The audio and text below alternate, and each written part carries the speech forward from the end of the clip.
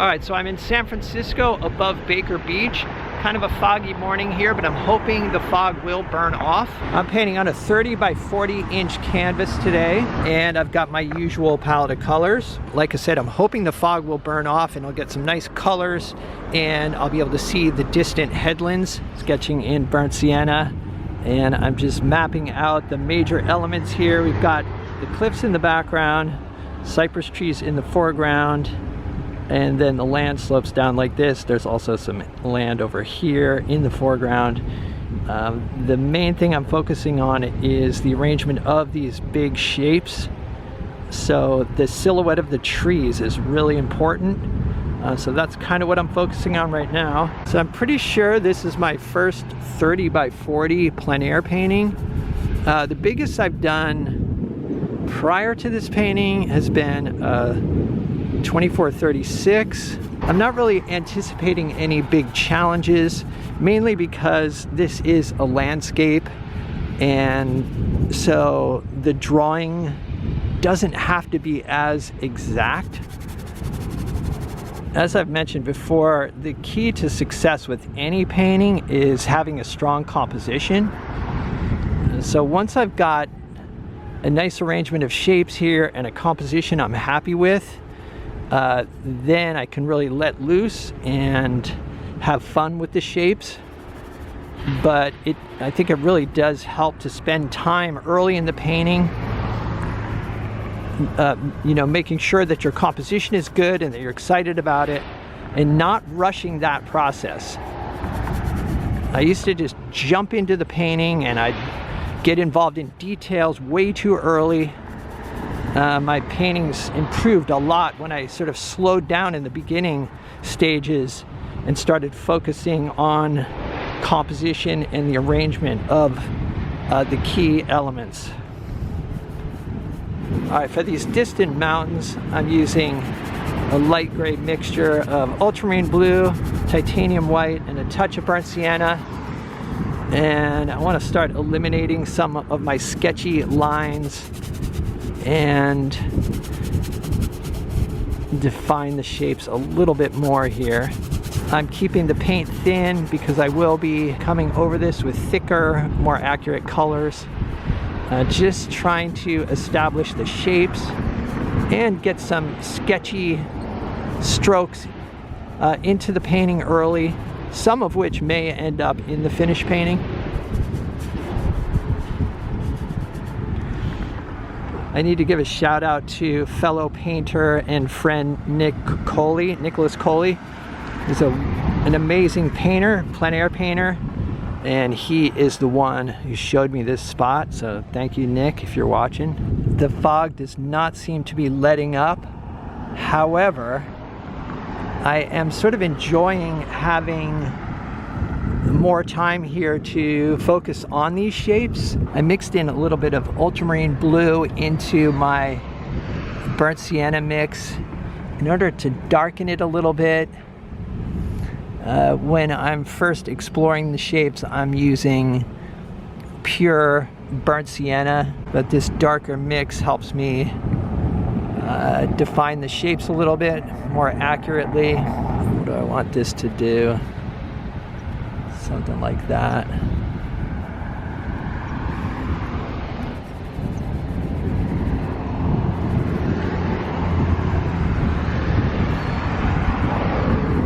I feel like these trees in here are the most important ones. I need to get these shapes looking good because they're backlit. This area here is more of a large mass of trees, but yeah, this area in here is really important. All right, I'm using a purple grayish mixture to indicate some of the tree trunks here, and I just used some dioxazine purple, titanium white, and a bit of burnt sienna. And I feel like the placement of the trunks is really important. I'm gonna have one trunk even running off of the bottom of the canvas. At least I'm starting that way because that's how it appears in real life. There will be shadows cast on this bit of land here if the sun comes out. So now I've got a mixture of ultramarine blue and alizarin crimson I've also thinned quite a bit with liquid. I still don't have light on the trees, but I'm sort of predicting where the shadows are going to be. And I'm keeping this mix thin, so I will be able to come over it if necessary. And it will be necessary, that's for sure. I feel like there's always quite a bit of exploration in the painting process, and I kind of like that the exploration often shows up in the finished product. In other words, some of these sketchy exploratory strokes, I try to leave those in the finished product. I like seeing I like seeing the struggle, or at least a bit of the struggle in the finished product. So I'm going to block in the foreground here a bit.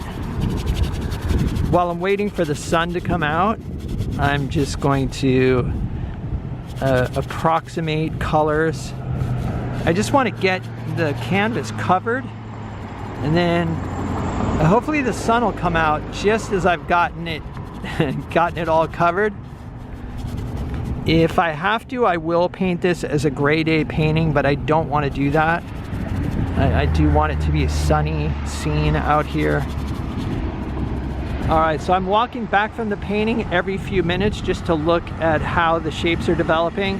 I feel like I want the shoreline of the distant land to go up on more of an angle, and I'm gonna wait on blocking in the land here because there are shadows when the sun comes out, so I want to capture those shadows. So right now I'm not sure what those shadow shapes are. So I think I'll mix a color for the water here, and like I said, kind of angle up this shoreline here a bit. I'm going to start with a gray-green mixture for the water here. I've got some phthalo blue mixed with some ultramarine blue and titanium white.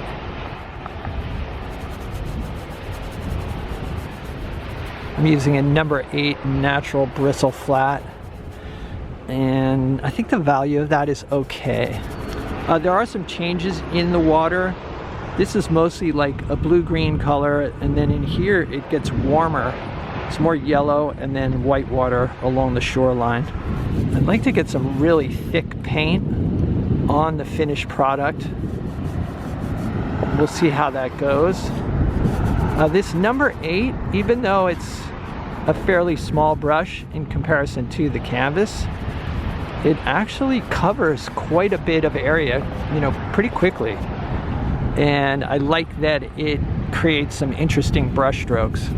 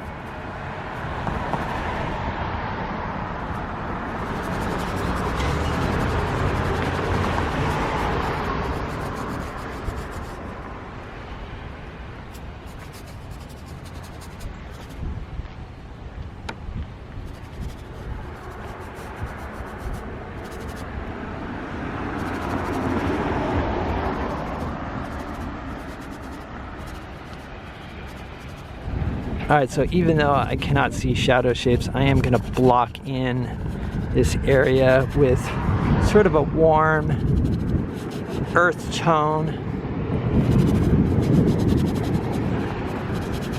Again, I want to cover the whole canvas if possible.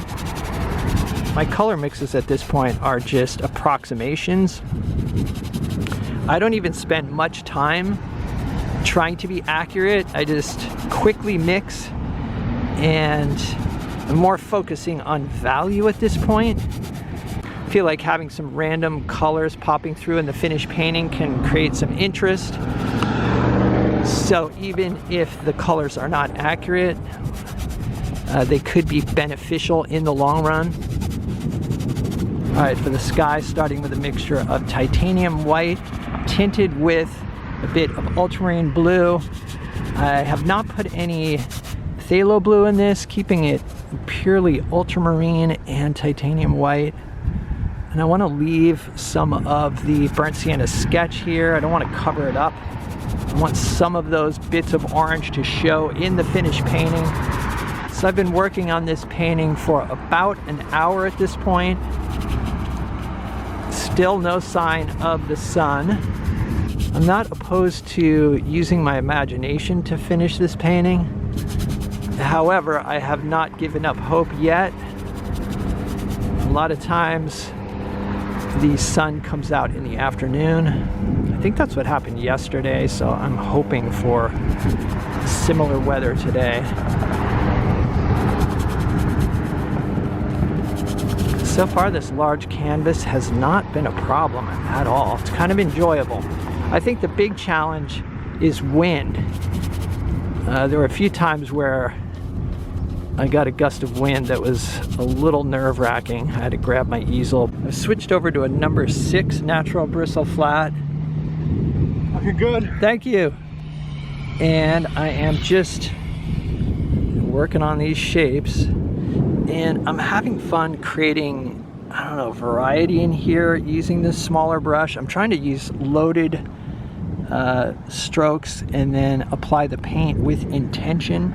As long as I don't break up the light dark pattern, I can kind of play around within these shapes. All right, so I'm gonna put some of the lighter portions of green on these trees, even though the sun still has not come out. I'm paying attention to the value of this green. I don't want it to be too light in value because I want to make sure that even the lit portions of the tree stand out against the background. So oftentimes we'll make the green of a tree too light in value. If I do that, then I'll lose this silhouette. All right, I'm playing around with some shadow shapes here. Honestly, just kind of making them up. Occasionally, I'll get a little bit of sun and it'll suggest a pattern, but most of the time I end up making up my shadow patterns anyway because you know, I sort of am inspired by what I see, but then I change it to make for a good composition, or what I think will make for a good composition.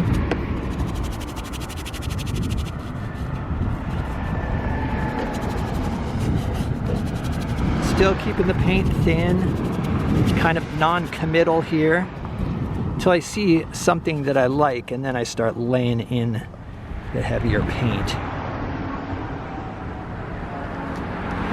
All right, so here's what I finished up with. I spent about 4 hours on this painting. It was finished on site. I did one minor change at home. This trunk used to run off of the bottom, but I decided to shorten it. As I mentioned, the most important thing to me is to have a nice composition, a nice arrangement of shapes. So I think it paid off to spend that time early in the painting to make sure that I was happy with the composition. And once the big shapes were arranged in a way that I liked, I was able to play around with the brush strokes. All right, so we'll go in close so you can see what I'm talking about here. I mostly just built it up using loaded strokes and a small brush, actually. I was using a number 6 filbert and a number 6 natural bristle flat. That's one nice thing about a large canvas. There's a lot of room to just play around with paint application. All right, so hope you guys enjoyed this video. Let me know what you think in the comments. If you'd like to see some extra videos and help support the channel, there's a Patreon link down below. It's a Patreon support that helps keep me making these videos, and it's much appreciated. So check it out. Other than that, stay creative. I'll see you guys in the next video.